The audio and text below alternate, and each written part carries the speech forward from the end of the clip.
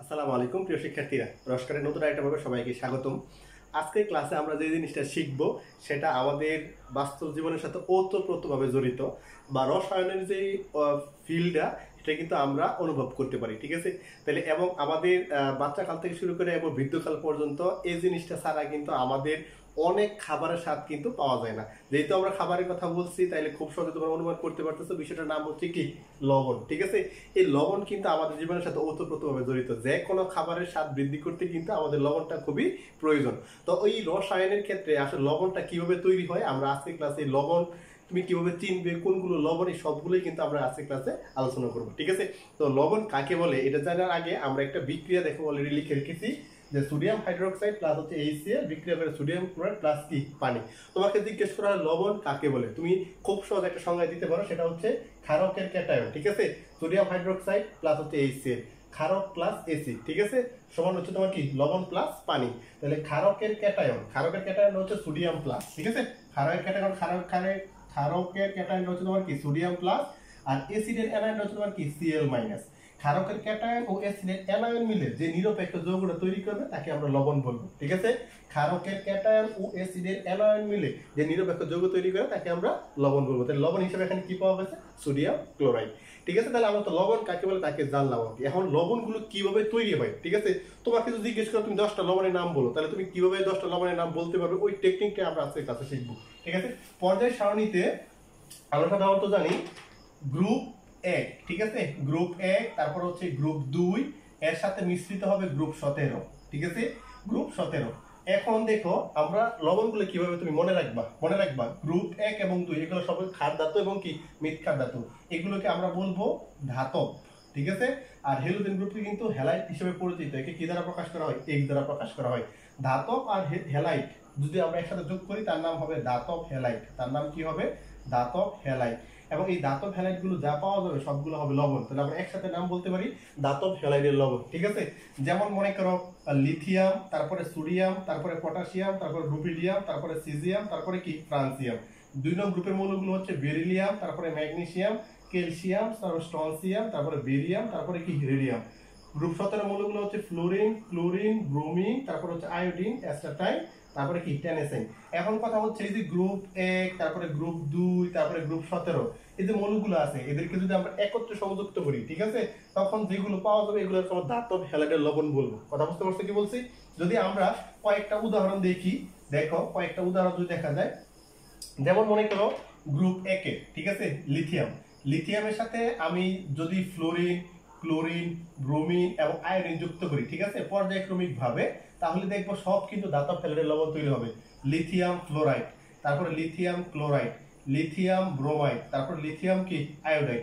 এভাবে তুমি লিথিয়াম, তারপরে সোডিয়াম, তারপরে পটাশিয়াম, অথবা তোমার কি 2 নং গ্রুপের বেরিলিয়াম, তারপরে হচ্ছে তোমার ম্যাগনেসিয়াম, তারপরে ক্যালসিয়াম আমি যোগ করি না কেন, সব কিন্তু ধাতব হ্যালাইডের কি তৈরি হবে? লবণ তৈরি হবে। যদি তুমি গ্রুপ 2 থেকে দেখো, যেমন আমি ম্যাগনেসিয়ামের সাথে সবগুলো যোগ করি, ম্যাগনেসিয়াম ফ্লোরাইড, ঠিক আছে, তারপরে হচ্ছে ম্যাগনেসিয়াম ক্লোরাইড, তারপরে হচ্ছে ম্যাগনেসিয়াম ব্রোমাইড, তারপর হচ্ছে ম্যাগনেসিয়াম আয়োডাইড, এরা সবাই কিন্তু ধাতব হ্যালাইডের লবণ তৈরি করতেছে। যেহেতু ধাতুর সাথে আমরা হ্যালোজেন গ্রুপ সংযুক্ত করতেছি, আর হ্যালোজেন গ্রুপকে হ্যালাইড হিসেবে পরিচিত, যাকে তোমার কি দ্বারা প্রকাশ করা হয়? X দ্বারা। এই কারণে আমি তাদের নাম বলতে পারি ধাতব হ্যালাইডের লবণ। ঠিক আছে, তুমি যাই সংযুক্ত করো না কেন সব ধাতব হ্যালাইডের লবণ তৈরি হবে। তাহলে আমরা খুব সহজে মনে রাখবো গ্রুপ 1 এবং 2, অর্থাৎ ক্ষার ধাতু প্লাস মৃৎক্ষার ধাতুর সাথে যদি হ্যালোজেন গ্রুপ সংযুক্ত করা হয় তখন তাকে ধাতব হ্যালাইডের লবণ বলা হয়। আর একটা লবণ আমরা চিহ্নিত করতে হবে ধাতুর সাথে ক্লোরিন যুক্ত করলে। ঠিক আছে, ধাতুর সাথে কি যোগ করবা? ক্লোরিন যোগ করলে তার নাম হবে ধাতব ক্লোরাইড লবণ। তার নাম হবে ধাতব ক্লোরাইড এর লবণ। যেমন মনে করো আমরা ক্লোরিনের সাথে যোগ করবো শুধু, এক্ষেত্রে lithium, sodium, potassium, lithium chloride, নাম কি হবে? Lithium chloride. সোডিয়ামের সাথে ক্লোরিন যোগ করলে সোডিয়াম ক্লোরাইড, পটাশিয়ামের সাথে ক্লোরিন যোগ করলে পটাশিয়াম ক্লোরাইড, এগুলো হবে ধাতব ক্লোরাইডের লবণ। তোমাকে জিজ্ঞেস করা হয় যে 5টা ধাতব ক্লোরাইডের নাম বলো, তাহলে গ্রুপ 1 এবং গ্রুপ 2 এর সাথে ক্লোরিন যুক্ত করবা। গ্রুপ 1 এবং 2 এর সাথে কি যুক্ত করবা? ক্লোরিন যুক্ত করলে তার নাম হবে ধাতব ক্লোরাইডের লবণ। ঠিক আছে, এছাড়া আমরা যদি আর লবণ চিহ্নিত করতে যাই, আমরা যৌগমূলক করে আসছি, ঠিক না? যৌগমূলকের ক্ষেত্রে কার্বনেট, তারপর হচ্ছে CO3 2- নাইট্রেট, তারপর নাইট্রাইট, ঠিক আছে, কার্বনেট নাইট্রেট, তারপর তোমার কি sulphate, SO4 2-, carbonate nitrate sulphate, আর পরে আসছে তোমার কি ফসফেট, PO4 3-।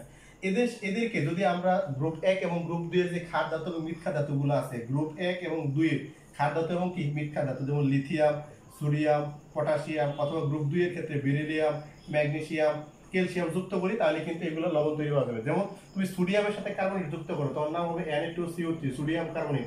সোডিয়ামের সাথে নাইট্রেট যুক্ত করো, NaNO3, ঠিক আছে। তারপর সোডিয়ামের সাথে সালফেট যুক্ত করো, Na2SO4।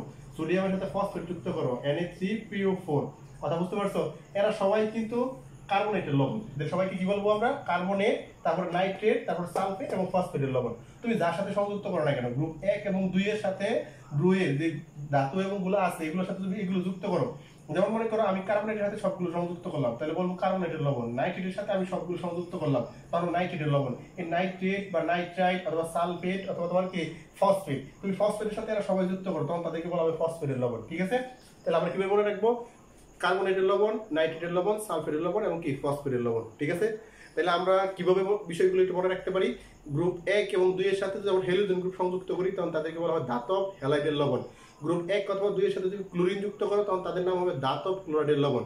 আর যদি কার্বনেট, নাইট্রেট, সালফেট, ফসফেটের সাথে তুমি যদি কি করো, গ্রুপ 1 এবং 2 এর যে ধাতুগুলো এবং অর্থাৎ ক্ষার ধাতু, মিথ্যা ধাতুগুলো আছে এগুলো সংযুক্ত করো, তখন তাদেরকে বলা হবে কার্বনেট সংযুক্ত করলে কার্বনেটের লবণ, নাইট্রেট সংযুক্ত করলে নাইট্রেটের লবণ, সালফেট সংযুক্ত করলে সালফেটের লবণ, ফসফেট সংযুক্ত করলে ফসফেটের লবণ। তাহলে কিন্তু আমরা চাইলেই খুব সহজে তুমি নিয়মগুলো মনে রাখার মাধ্যমে তুমি লবণগুলো নাম মনে রাখতে পারো। তোমাকে যদি জিজ্ঞেস করো 20টা লবণের নাম বলো, তাহলে কিন্তু আমি খুব সহজে এই 3টা টেকনিকের মাধ্যমে আমরা কতগুলো 20টা না আরো বেশি লবণের নাম কিন্তু আমরা খুব সহজে কি করতে পারবো? লিখতে পারবো, ঠিক আছে। তো আশা করি আজকের ক্লাসে আমরা লবণ সম্পর্কে বিস্তারিত আলোচনা করলাম। লবণ কিন্তু আমাদের সবার প্রিয়, ঠিক না? অনেকেরই আবার লবণ কম খাওয়ার অভ্যাস আছে, ঠিক আছে। কিন্তু আমার লবণ একটু বেশি খাওয়ার অভ্যাস, কারণ লবণ না খেলে যেমন তোমার মুখে কোনো স্বাদই আসে না, এরকম আর কি। তবে আমরা স্বাভাবিকভাবে লবণের পরিমাণ যত কম খেতে পারবো আমাদের শরীর স্বাস্থ্যের জন্য তত ভালো হবে। তো সবাই লবণগুলো খাবে, পরিমাণ মতো খাবে, ঠিক আছে। তো রসায়নের এরকম মতো আমাদের ক্লাসগুলো প্রতিনিয়ত তোমাদের জন্য আসতে থাকবে। সবাই ভালো থাকবে, সুস্থ থাকবে, রসায়নের সাথে সংযুক্ত থাকবে। সবাইকে অসংখ্য ধন্যবাদ। আসসালামু আলাইকুম ওয়া রাহমাতুল্লাহি ওয়া বারাকাতুহু।